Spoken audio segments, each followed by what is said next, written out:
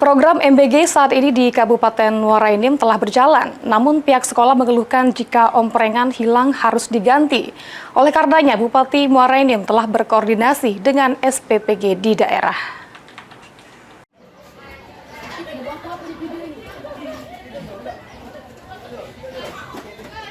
Program Makan Bergizi Gratis atau MBG sudah berjalan beberapa waktu di kawasan Kabupaten Muara Enim yang sudah dijalankan melalui 5 Satuan Pelayanan Pemenuhan Gizi atau SPPG.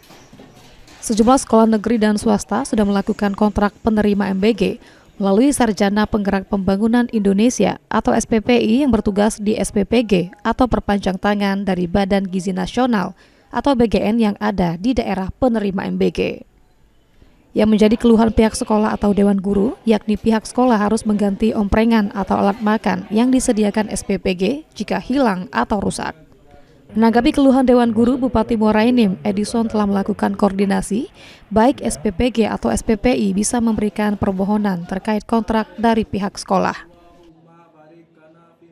Itu termasuk ada beberapa keluhan daripada Dewan Guru yang itu sebenarnya mereka tidak dapat jatah makan, tapi beban mereka diantaranya mengawasi omprengan, harus rapi dan sebagainya. Bahkan di poin tanggung jawab itu apabila omprengan itu hilang atau rusak itu menjadi tanggung jawab guru yang bersangkutan.